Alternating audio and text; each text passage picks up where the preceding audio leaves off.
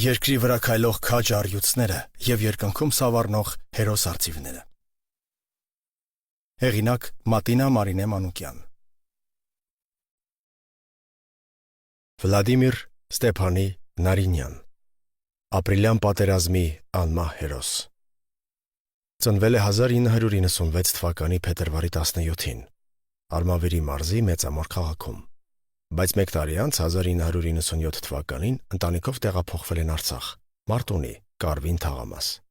3 եղբայր էին։ Ինքը փոքրն էր, բայց նա էր ամենահոգատարն ու ամենահանդուրժողը։ Նաև շատ զգայուն ու ընկերասեր էր, խելոք ու համեստ էր։ Միշտ պատրաստակամություն ուներ օգնելու դիմացինին, քանզի շատ բարի էր։ Իսկ որպես անհատ շատ հավասարակշռված էր։ Գնացել է Մարտունու Մոնթե Մելքոնյանի անվան մանկապարտեզը։ 2003 թվականին հաճախել է Նելսոն Ստեփանյանի անվան թիվ 1 դպրոցը։ Սիրված էր ամեն տեղ, տանը, դպրոցում, ընկերական միջավայրում, հարևանների կողմից։ 2013 թվականին ավարտելով դպրոցը ընդունվել է Ստեփանակերտի պետհամալսարանի պատմական բաժին, հեռակա ուսուցումով, որ համատեղ կարողանա աշխատել ծնողներին օգնելու նպատակով։ Շատ էր սիրում ֆուտբոլ և զբաղվում էր սիրողական ֆուտբոլով։ Անգամ ուսանողական տարիներին է գրազի հաղթող դարձել։ Բայց կրթությունը կիսատ թողեց, քանզի առավել կարևոր գործ ուներ՝ հայրենիքին ծառայելը։ Ինքն ու եղբայրները մեծացել էին արցախյան ազատամարտից հետոյի ժամանակաշրջանում, երբ ծանր տարիներ էին, չկար լույս, գազ, ջուր, հացը կտրոնով էր վաճառվում ու դեռ լիարժեք խաղաղություն չէր տիրում երկրում։ Այդ տարիներին ապրելն ու գոյատևելը հերոսություն էր, և այդ ամենը տեսնելով նրա մեջ ձևավորվել էր սեր դեպի հայրենիքը, որ պիտի պաշտպանել այն։ Բանակ զորակոչվել է 2014 թվականի ամռանը, դեպի Մատաղիս։ Կոչումով կրսեր սերժանտ էր, ջոկի հրամանատար։ Բանակում ֆուտբոլ էին խաղացել ու պատվոգիր էր ստացել հրամանատարության կողմից։ Սիրում էր ձեռագրով նամակ գրել ու արդի տեխնիկաների դարում հարազատներին նամակ էր գրել թուղթ ու գրիչով և այն ուղարկել փոստով։ Իսկ նամակում շատ տողերի թվում կար մեկ նախադասություն ևս՝ «Ձեզ լավ նայեք»։ Սիրելի հերոս, առանց քեզ ինչպես իրենց լավ նայեն ծնողներդ, հարազատներդ, երբ առանց քեզ կիսատ են, ախր չէ որ տան փոքրը տան ուրախությունն է։ Դժվար է։ Այսօր մեր քաջի հարազատների միակ սփոփանքը նրա հենց այդ թղթենամակն է, ապա նկարներն ու բոլորի հիշողություններից երբեք չանհետացող նրա դյութիչ ժպիտը։ Ախր ասում են, ժպիտը կյանք է, ժպիտը ապրեցնող է։ Եթե այդպես է, ինչու խլեցիր ժպիտդ հարազատներիցդ, որ նրանց կյանք նվիրեիր։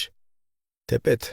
ճիշտ է, որ ժպիտը ապրեցնող է, քանզի այսօր հարազատներդ ու մտերիմներդ ապրում են քո հենց այն նույն ժպիտով, որ որպես հուշ թողել ես նրանց ու թովիչ ժպտում ես քո սիրուն նկարներում։ Զորացրվելուն 3 ամիս էր մնում, երբ սկսվեց ահավորը՝ ապրիլյան պատերազմը։ Հենց առաջին օրը զոհվեց նրա մտերիմ ընկերը՝ Յուրա Փարամազյանը։ Վերջինիս զոհվելը սարսափելի ազդեց նրա վրա։ Ուզում էր մասնակցել նրա հուղարկավորությանը, բայց չէր կարող, պատերազմ էր։ Սակայն ինչ իմանար մեր հերոսը, որ ընդամենը մի քանի օրից ինքը ևս պիտի միանա իր ընկերոջը, չէ՞ որ այս անդավաճան ընկերները չեն լքում իրար, որտեղ ու ինչ պարագայում էլ լինի։ Չնայած իր այդքան երիտասարդ տարիքին,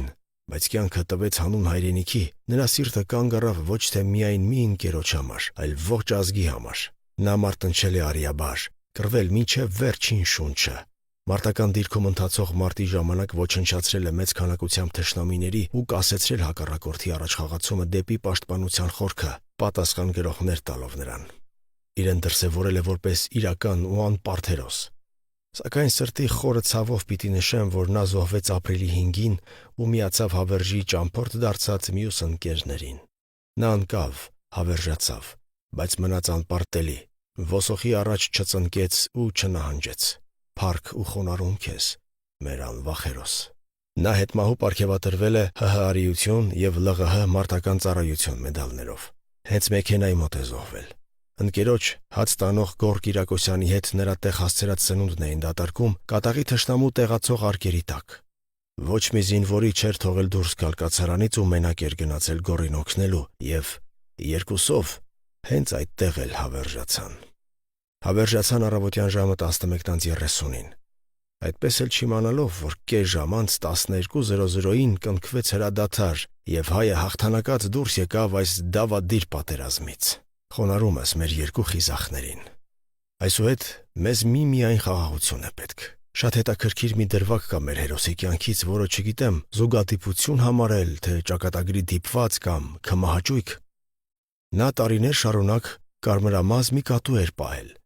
Իր բաժին ուտելիքը անգամ տվել էր նրան, քանի որ տատի հետ շատ էր կապված։ Կատվին նստեցնում էր տատի ոտքերին, հավատացնելով, որ կատուն ճնշում է կիչեցնի ու բոլոր ցավերը կտանի։ Մի պատահական օր կատուն կորչում է, իսկ Վլադիմիրի զոհվելուց հետո հանկարծ կարմրամազ մի կատու է հայտնվում։ Մի օր տեսա ամուսինս Ստյոպան փիս-փիս է անում։ Ասացի. «Էդ ինչ բան ես», պատմում է հերոսածին մայրը տիկին Նելին։ «Վալոդիկիս կատվին է նման», ասաց նա ու սկսեց կերակրել կարմրամազ կատվին։ Ինչպես բացատրել սա։ Այս կատուն մեր հերոսի կատուն էր, որ եկել էր հերոսի ընտանիքին սփոփելու, թե պարզապես զուգադիպություն էր, որ հերոսից հետո հարազատները ամեն բան կապում էին նրա հետ։ 2015 թվականի հոկտեմբերի 19-ին ողջ առողջ իջնենք դիրքերից հոդվածի լրագրողը, այցելելով մեր հերոսի մարտական հենակետ, խոսել է նրա հետ, որ արդեն դիրքի ավագ էր ու կրտսեր սերժանտ։ Մեջբերեմ մի քանի տող այդ զրույցից։ Ո՞րն է քո համար հայ ժողովրդի պատմության ամենափառավոր էջը։ Արցախյան հերոսամարտը։ Ո՞վ է քո հերոսը։ Մոնթե Մելքոնյանը։ Ո՞ր էջը կցանկանայիր ջնջել մեր պատմությունից։ Մոնթեի մահը։ Ես կուզեի, որ նա ողջ լիներ։ Իմ հերոսը նա է։ Մերքաջ Վլադիմիր, դուք էլ մեր հերոսն եք։ Մոնթեն ասում էր. «Իմ կենացը մի խմեք, իմ գործը շարունակեք, իսկ դուք այսօր շարունակում եք նրա գործը։ Շարունակում եք պաշտպանել Արցախը, շարունակում եք սանձել ու հաղթել հակառակորդին»։ Մոնթեն մեծ հրամանատար էր, մեծ առաջնորդ, մեծ մարդ, իսկ մենք շարքային զինվորներ ենք։ Մենք մեր պարտքն ենք կատարում ընդամենը։ Ժպտալով ասել էր դիրքի ավագ Վլադիմիր Նարինյանը։ Այս հատվածը շատ բան է ասում մեր սիրելի քաջի մասին։ Այսօր նա միացել է Մոնթեին ու նրա նման դարձել բոլորիս հերոսը։ Ցավը խորն է, բայց եւ կա հպարտություն, որ ազգս ունեցել է եւ ունի նման նվիրյալներ, որ թեկուզ սեփական արյան գնով իրենց երկիրը չեն զիջի արյունարբու ոսոխին։ Մինչև 2023 թվականի Արցախի տեղահանումը Մարտունու Նելսոն Ստեփանյանի անվան թիվ 1 ավագ դպրոցի դասարաններից մեկը անվանակոչված էր նրա անունով։ Ահա մեր հերոսը, քաջի իր ոգով եւ աներեր հզորությամբ, թեկուզ եւ հավերժի ճամփորդ է նա։ Փառք մեր հերոսի հիշատակին եւ խոնարհումս նրան։